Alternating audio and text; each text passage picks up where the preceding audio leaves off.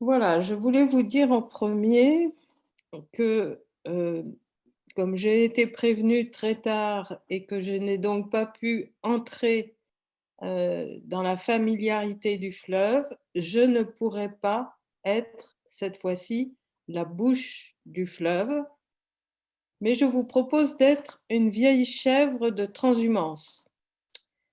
Je ne suis pas guyanaise, je ne connais ni sa forêt, ni ses peuples, ni ses fleuves, ni ses rivages, donc je ne peux pas parler. Parce que pour parler, il faut pouvoir être la forêt, le fleuve, au moins dans sa tête. Il faut être reconnu par les proches de la forêt et du fleuve, à la limite, il faut être reconnu par les poissons. Or, je ne suis ni connue des êtres de Guyane, ni reconnue. Je suis simplement la première en France à avoir dit et écrit qu'à l'époque, je ne parlais pas des entités naturelles, je parlais des écosystèmes.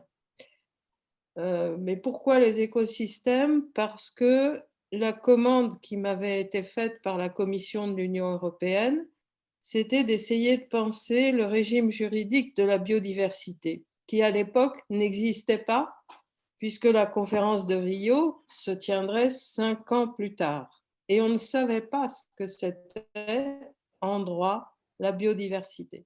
Donc c'est là que, après avoir pas mal travaillé, j'ai conclu devant les experts de la commission qu'il fallait que les écosystèmes aient la personnalité juridique et donc trouvent des bouches pour parler.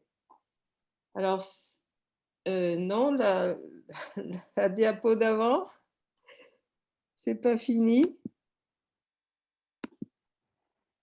Voilà. Donc, l'idée, c'était que on n'arrivait pas à obtenir des résultats avec le système actuel, le système des biens, si vous voulez, et qu'il fallait donc faire une révolution du même type que celle qui avait permis de sortir de l'esclavage, mais surtout parce que avec l'esclavage, on est entre humains, mais surtout une révolution comme celle de la personnalité morale des entreprises, des syndicats, des associations, impensable pendant 2500 ans et qui finalement avait pu avoir lieu. Donc, dans la mesure où j'ai aussi travaillé à la même époque d'ailleurs sur les droits des peuples autochtones, eh bien, je vous propose d'être comme les vieilles chèvres du Rove, dans ma région, en Provence, qui n'avaient aucune utilité. Elles n'avaient pas beaucoup de lait, pas de chair, mais elles connaissaient le chemin de la transhumance et elles pouvaient aider les jeunes brebis. Donc, je n'ai que de l'expérience et c'est ça que je vous présente aujourd'hui. Alors, voilà. Donc, qu'est-ce qu'un fleuve? Alors, j'ai commencé à travailler sur la Loire et un peu moins sur le Rhône. C'est un corps, c'est d'abord un corps, heu et c'est un corps unique de ses sources jusqu'à l'embouchure. C'est un enfant des bassins versants, c'est un habitant chez vous du parc naturel régional, c'est une maison pour les végétaux et les animaux qui y vivent, les forêts qui l'irriguent et c'est une source épuisable de la vie et des activités humaines et des activités des non-humains avec ses frères et sœurs amérindiens, avec ses amis qui se pressent sur les rives, avec ses ennemis, aujourd'hui les orpailleurs et les trafiquants de bois, essentiellement. Ce qui se passe aujourd'hui avec le mercure, le cyanure, c'est une atteinte à l'intégrité du corps. Donc si vous avez une personne juridique, vous avez un droit à l'intégrité de ce corps, aujourd'hui corps éventré par les lances, corps empoisonné par le mercure malgré l'interdiction de l'utilisation. Vous avez aussi une atteinte à l'autonomie de la personne, à son autonomie mentale en quelque sorte. Pourquoi? Parce qu'elle est sous contrôle exclusif de personnes humaines publiques et privées, parce qu'il y a une non-représentation statutaire des peuples autochtones, des personnes physiques et morales comme les villageois et encore de manière plus pointue, les victimes du mercure. Et vous avez une non-représentation statutaire des vivants non humains. Je passe à la slide suivante. Donc là, je vous ai dit ce qu'il faudrait, c'est-à-dire tout ce qui pourrait résulter d'une personnalité juridique. Mais un fleuve en droit positif, à l'heure actuelle, c'est un assemblage de choses et de biens, parfois des biens appropriés par des personnes privées ou publiques, vers des usages qui sont autres que la préservation, des usages industriels, parce que si vous avez le mercure, la Loire, par exemple, a les centrales nucléaires qui, on ne sait pas bien pourquoi, déversent du tritium, et vous avez des risques importants sur le Rhône avec tout son chapelet de centrales nucléaires, le réchauffement des eaux, etc., etc. Donc, l'eau a beau être déclarée patrimoine et pour une part chose commune, ce sont à l'heure actuelle des catégories juridiques qui ne fonctionnent pas.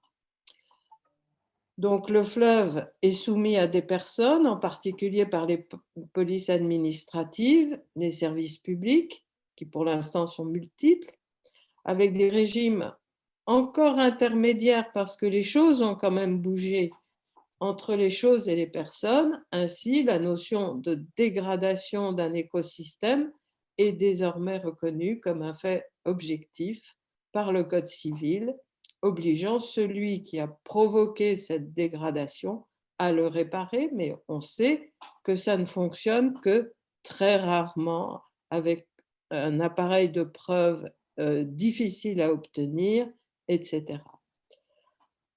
Dans votre cas, les auteurs de la dégradation sont très difficiles à trouver, vous le savez évidemment.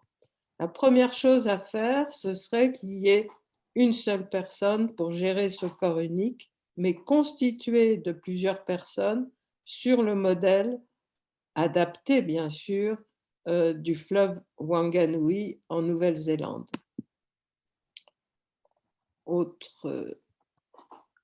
Alors, la question que je me suis posée, c'est que dans le cas des orpailleurs, je trouve que la simple solution, si vous voulez, des droits du fleuve n'est pas encore, ne peut pas fonctionner encore tant qu'on n'aura pas trouvé la raison, enfin pas la raison, on la connaît, tant qu'on n'aura pas trouvé comment atteindre les délinquants. Parce que l'État français, j'ai vu que vous demandiez le renforcement des équipes de gendarmerie, mais le renforcement des équipes de gendarmerie est demandé sur l'ensemble du territoire. Et il est bien évident qu'il n'y a pas de, possibilité ininterrompue, si vous voulez, de renforcer les forces de police et de gendarmerie. Certes, l'État français, il y a une carence pour la prévention et la prise en charge immédiate des malades, sur un point très précis. Mais pour le reste, j'ai vu que vous passiez beaucoup de temps à lever les incertitudes sur les effets délétères du mercure. Il n'y a pas d'incertitude sur les effets délétères du mercure. Après, il y a une question de lien de causalité entre tel effet et la cause. Mais sinon, il n'y a pas d'incertitude. On n'est pas dans le principe de précaution. C'est fini. On connaît le particularisme mortifère de l'orpaillage, particularisme des délinquants, vous les estimez à 10 000, ça fait beaucoup.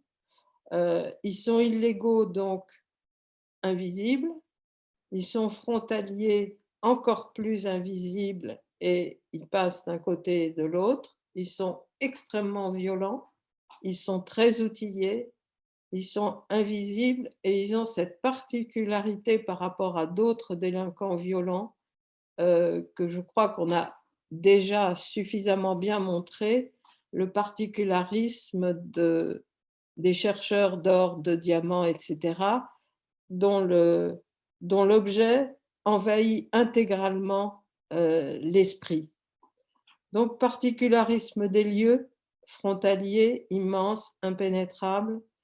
Donc il me semble que tant qu'on n'aura pas compris, heu, par quels moyens technologiques, lesquels, les drones, les je ne sais pas, ça c'est à vous de le dire, et probablement surtout économique, quel est le circuit de l'or, quels sont les circuits téléphoniques qui sont utilisés.